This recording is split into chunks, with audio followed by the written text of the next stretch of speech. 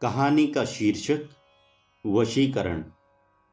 कहानीकार विश्वंभर नाथ शर्मा कौशिक जी। वाचनकर्ता अमित पांडे। भाग 1। नथु चाचा ब्राह्मण हैं। वयस 45 के लगभग है। मोहल्ले में वह नथु चाचा के नाम से पुकारे जाते हैं। नथु चाचा की जीविका पूजन पाठ से चलती है। एक लड़का है जिसकी वयस 14-15 वर्ष के लगभग है। यह लड़का एक संस्कृत पाठशाला की प्रथम कक्षा में पढ़ता है। हिंदी मिडिल पास करके नथु चाचा ने इसे संस्कृत शिक्षा दिलाना ही अधिक उचित समझा। लोगों ने समझाया भी कि अंग्रेजी पढ़ाओ, परंतु नथु चाचा ने उत्तर दिया, अंग्रेजी पढ़कर लड़का भ्रष्ट हो जाता है, आचार विचार दूषित हो जाते हैं। नथु चाचा शाक्त हैं और अपने शाक्त कहने में गर्व का अनुभव करते हैं, परंतु बुद्धि उनमें वाजिबी ही वाजिबी है। उनका वेश भी तो शाक्तों जैसा है। सिर के ऊपर बाल बड़े बड़े, कंधों तक दाढ़ी और माथे पर लाल बिंदी। लाल वस्त्र का व्यवहार करते हैं। तंत्र मंत्र तथा अनुष्ठान अधिक करते हैं। आप में आप ही के कथानुसार अलौकिक कार्य करने की शक्ति है। मारण, उच्चाटन, वशीकरण, शत्रु स्तंभन तथा मुकदमे जिता देना उनके बाएं हाथ का खेल है। यद्यपि इन शक्तियों का कोई ज्वलंत प्रमाण अभी तक किसी को देखने को नहीं मिला। जब कोई पूछता है, नथु चाचा आपने कभी मारण किया है, तो नथु चाचा उत्तर देते हैं, आजकल मारण करवा कौन सकता है। मारण में हजारों रुपए खर्च होते हैं। इसके अतिरिक्त मैं बाल बच्चेदार पर आदमी, मैं मारण करता ही नहीं। गृहस्थ को मारण नहीं करना चाहिए, परंतु आप चाहें तो कर सकते हैं। हाँ, कर तो सब कुछ सकते हैं। वशीकरण, उच्चादन आदि तो करते होंगे। क्यों नहीं, सब करते हैं। वशीकरण तो अभी हाल में ही किया है। एक बड़े आदमी हैं, उनकी पत्नी पति के उदासीन व्यवहार से बहुत दुखी थी। उसने पति का वशीकरण हमसे करवाया। हमने किया। अब आजकल यह दशा है कि जितना पानी वह पिलाती है उतना ही पति महाराज पीते हैं। गुलाम हो गया, गुलाम। तब से वह स्त्री हमें बहुत मानती है। इस प्रकार पंडित जी के कहने से ही उनके अलौकिक कार्यों की जानकारी प्राप्त होती थी। एक दिन एक व्यक्ति ने नथु चाचा के मुंह पर कह दिया, आजकल के शाक्त केवल मांस मदिरा खाने पीने भर के शाक्त हैं और उनमें कोई तत्व नहीं है। यह सुनकर नथु चाचा भाग हो गए। बोले, अभी लड़के हो, बच्चे किसी शाक्त से पाला नहीं पड़ा, किसी दिन पाला पड़ जाएगा तो सब भूल जाओगे। मेरी बात दूसरी है, पर और किसी शाक्त के सामने यह बात कहना भी नहीं। कहेंगे तो क्या करेगा। आजकल के लड़कों में यह बड़ा दोष है कि हर बात में टांग अड़ाते हैं और बहस करने को तैयार रहते हैं, और इसी में कभी खता खा जाते हैं तब रोते हैं। एक व्यक्ति बोला, अच्छा नथु चाचा, मनुष्य का मारण आप नहीं करते, परंतु पशुओं का मारण तो आप कर सकते हैं। पशुओं का मारण करने में क्या है। नथु चाचा मुंह बनाकर बोले, तो चाचा बाबू मनोहर दास के कुत्ते का मारण आप कर दीजिए। बड़ा कष्ट है उससे। साला रात भर भूखता है, नींद हराम कर देता है। जो कुछ 10-20 रुपए खर्च होंगे वह हम दे देंगे। अबे क्या तुमने मुझे कुत्ता मार समझा है। कुत्ता मारना जल्लाद का काम है, गधा कहीं का। जल्लाद तो लाठी या बंदूक से मारता है। आप मंत्र बल से मारेंगे, किसी को पता भी ना होगा कि यह किसने मरवा दिया। कुचिला खिला देना, मर जाएगा। कुत्ते बिल्लियों के लिए मारण नहीं किया जाता। कुचिला खिला दें, यह क्या हमें मालूम नहीं। अच्छी तरकीब बताई, जिसमें बाबू मनोहर दास हम पर दावा कर दें। पता तो तुरंत चल जाएगा। हमसे उस कुत्ते के पीछे बाबू साहब से कहा सुनी हो चुकी है। वे तुरंत ताड़ जाएंगे कि इन्हीं का काम है। परंतु प्रमाण क्या देंगे। प्रमाण भी उत्पन्न कर लेंगे। अपने 2-4 पिट्ठुओं से कह देंगे, वे गवाही देंगे कि हमारे सामने श्याम नारायण ने इसे मिठाई खिलाई थी, तभी से कुत्ते की हालत खराब हो गई। खैर भाई, तुम जानो, हम इस मामले में कुछ नहीं कर सकते। भाग 2। मोहल्ले के नव युवकों ने परस्पर परामर्श किया कि नत्थू चाचा बड़े शाक्त और तांत्रिक बनते हैं, इन्हें किसी युक्ति से जेर करना चाहिए। एक दिन एक व्यक्ति नत्थू चाचा के यहाँ पहुंचा। नत्थू चाचा से वह बोला, आप वशीकरण तो कर सकते हैं? नत्थू चाचा अकड़कर बोले, हाँ, इसमें क्या है, यह तो हम चुटकी बजाते कर सकते हैं। और उच्चारण भी? हाँ, वह भी। तो हमारा एक काम कर दीजिए। क्या काम है? हमारा एक पड़ोसी के पास भैंस है। भैंस क्या है, पूरी हथनी है, 15 से नंबरी तौल से दूध देती है। वह हम लेना चाहते हैं।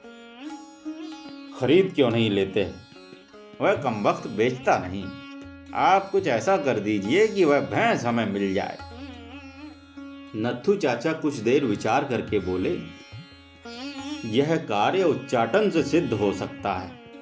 भैंस के स्वामी का उच्चाटन किया जाए, जिससे वह उस भैंस को अपने यहाँ रखे। उस समय तुम उसे खरीद ले सकते हो।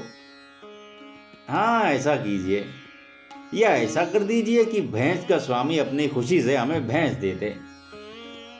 वह एक ही बात है। एक बात नहीं है, अपनी खुशी से देगा तो दामों में किफायत हो जाएगी, या दाम ही न ले। ऐसा तो वशीकरण से हो सकता है, तो वही कीजिए। इसमें खर्च पड़ेगा। कितना खर्च पड़ेगा? नत्थू चाचा ने कुछ क्षण सोच कर कहा, 25 रुपए के लगभग पड़ेगा। तो रुपए काम हो जाने पर मिलेंगे। पूजन पाठ की सामग्री कहाँ से आवेगी? देखो चाचा, मामले की बात है, काम हो जाने पर आप हमसे कौड़ी गंडे ले लीजिएगा। पहले देने की बात समझ में नहीं आती। काम ना हुआ तो? क्या लड़कपन की बात करते हो? काम कैसे ना हो? जब आपको इतना विश्वास है तो फिर रुपए भी मिल जाएंगे, परंतु काम हो जाने पर। व्यवहार की बात है चाचा, नाराज मत होना। परंतु पूजन सामग्री के लिए कुछ तो दे दो। उसके लिए हम अपने पास से रुपए नहीं लगाएंगे। कितना रुपया लगेगा? बस 5-7 रुपए। अच्छी बात है, 7 रुपए हम आपको दे देंगे। तब ठीक है, हम तुम्हारा काम कर देंगे। कब? दीपावली आ रही है, बड़ा शुभ पर्व है, उसी दिन पूजा करेंगे। दीपावली के दिन? हाँ, हम तांत्रिकों के लिए दीप मालिका की अमावस्या बड़ी महत्वपूर्ण है। उस दिन जो अनुष्ठान किया जाता है वह अवश्य सिद्ध होता है। तो घर में ही करोगे? नहीं, गंगा तट पर एकांत में। शिवावली देनी होगी, वह घर में नहीं हो सकती। शिवावली क्या? अब यह तुम क्या करोगे पूछ के? अब कुछ नहीं, जानना चाहते हैं? किसी दिन साथ ले चलकर दिखा दें। शिवा श्रृगाल का रूप रखकर आती है और अपना भाग खा जाती है। अच्छा? हाँ, यह तो बड़े आश्चर्य की बात है। अभी तुम बच्चे हो, तुम्हें इन बातों का क्या ज्ञान। तो चाचा कहाँ जाओगे? चाचा ने एक स्थान बताया। वह व्यक्ति बोला, वह तो बड़ा भयानक स्थान है। चाचा हंसकर बोले, हाँ, तुम्हारे लिए तो ऐसा ही है, पर हमारे लिए कोई बात नहीं। आपको भय नहीं लगता? क्या बात करते हो, भय काहे का? यह तो साधारण बात है, हम शव साधन भी कर सकते हैं। वह क्या? मुर्दे की छाती पर बैठकर अनुष्ठान किया जाता है। यह सब तंत्र की साधनाएं हैं, शव साधन, लता साधन। तो रात को जाते होंगे? और नहीं तो क्या, दिन में, रात में 11-12 बजे। अच्छी बात है, किसी दिन आपके साथ चलकर देखेंगे। चक्र में सम्मिलित हो जाना। चक्र क्या? एक प्रकार का पूजन होता है। जैसा आप कहेंगे करेंगे, तो हम 7 रुपए आपको दे जाएंगे। दीपावली को 1 सप्ताह है, बस उसी दिन सब काम हो जाएगा। बस ठीक है। भाग 3।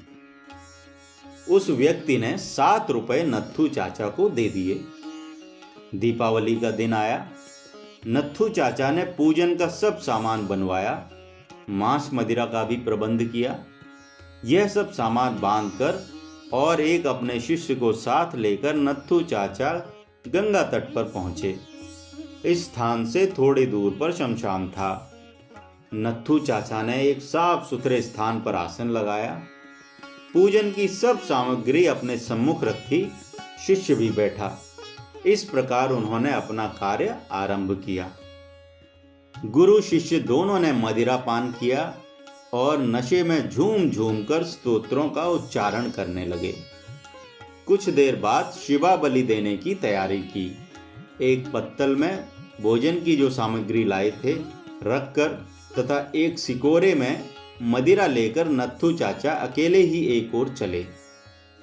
कुछ दूर निकल जाने पर उन्होंने एक स्थान पर वह पत्तल रख दी तथा मंत्र पढ़कर ताली बजाई और शिवे कहकर पुकारा। इसी समय अंधकार में से एक व्यक्ति निकलकर धीरे धीरे उनकी ओर आता दिखाई पड़ा। बिल्कुल नंग धड़ंग, केवल एक लाल लंगोटा बांधे हुए काला भुजंगा, आंखें लाल, भयानक वेश, हाथ में त्रिशूल। नत्थू चाचा आंख फाड़कर मंत्र मुग्ध की भांति उसकी ओर देखते रहे। वह धीरे धीरे चाचा के सम्मुख आया। चाचा भय से कांपने लगे, मुंह सूख गया। वह मूर्ति आकर लगभग 4 गज की दूरी पर खड़ी हो गई। चाचा थर थर कांप रहे थे।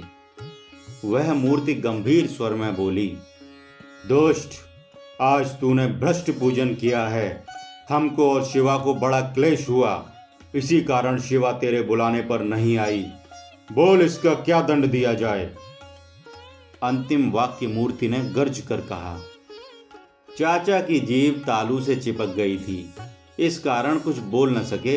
हाथ जोड़कर चुपचाप खड़े रहे। मूर्ति ने पुनः कड़क कर कहा, उत्तर नहीं देता दुष्ट, अभी तुझे समाप्त कर दूं। कहकर मूर्ति ने अपना त्रिशूल उठाकर चाचा की ओर ताना। चाचा कुछ बोले नहीं, हाथ जोड़े हुए औंधे मुंह गिरे और बेहोश हो गए। मूर्ति जिस ओर से आई थी उसी ओर वापस जाकर अंधकार में विलीन हो गई। जब चाचा को देर हुई तो उनका शिष्य उन्हें ढूंढने आया। उन्हें बेहोश पड़ा देखकर उसे भी भय लगा, परंतु उसने शीघ्रतापूर्वक चाचा के मुख तथा सिर पर गंगा जल डाला। कुछ क्षण पश्चात चाचा को होश आया।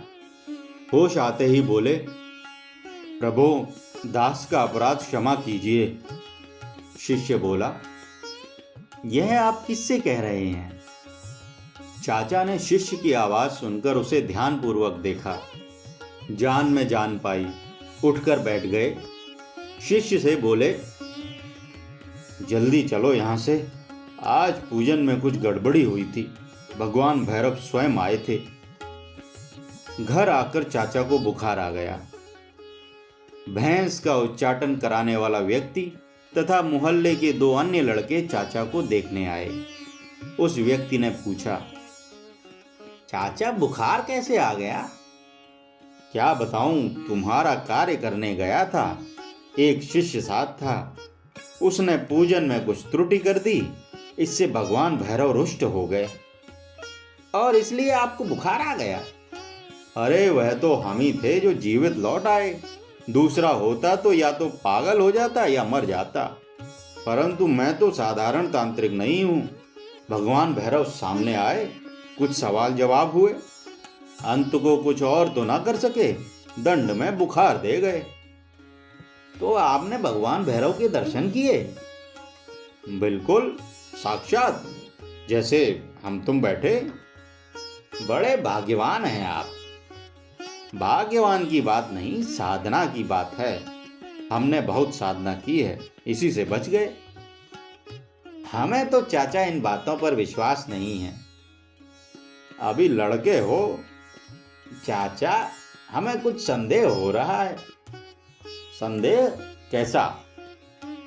राम सिंह को आप जानते ही हैं, वह सब जगह कहता फिरता है कि मैंने भैरव बनकर चाचा के आवास ठिकाने कर दिए। चाचा कान खड़े करके बोले, क्या कहता है? यही कि चाचा बड़े डरपोक आदमी हैं, बेहोश होकर गिर पड़े। बकता है, उसका इतना साहस कहाँ हो सकता है जो इतनी रात में वहां जाए? पता नहीं, कहता तो यही है, जक मारता है। चाचा ने विश्वास नहीं किया। चाचा के स्वास्थ्य लाभ करने पर चाचा लगे दून को हाँकने, परंतु जब यह दून को हाँकते तब लोग कह देते, बस देख लिया, उस दिन राम सिंह को देखकर गिग्गी बंध गई थी, औंधे मुंह गिरे, चले हैं बड़े तांत्रिक बनकर। चाचा खड़क कर कहते, वह झक मारता है ससुरा, इतना सफेद झूठ। राम सिंह की इतनी हिम्मत है कि रात में उस स्थान पर जा सके? वह अकेला नहीं था, 2 आदमी और थे जो वहां से कुछ दूर पर खड़े थे। बस रहने दो, हम ऐसी बातें नहीं सुनना चाहते। बात समाप्त हो गई, परंतु लड़के चाचा से कहते, चाचा हमको भी सिखा दो कि सियार कैसे शराब पीता है। इस पर चाचा बिगड़ कर कहते, क्या कोई मदारी समझा है जो तमाशा दिखा दूं? देखने के लिए हाथ भर का कलेजा चाहिए। चाचा वह तो आपका है, तभी तो बुखार आ गया था। चाचा को लोगों ने इतना परेशान किया कि उन्होंने तंत्र पर बात करना ही बंद कर दिया। कोई कुछ जिक्र उठाता भी है तो चाचा बात टालकर वहां से हट जाते हैं। कहानी का शीर्षक वशीकरण। कहानीकार विश्वंभर नाथ शर्मा कौशिक जी। वाचनकर्ता अमित पांडे।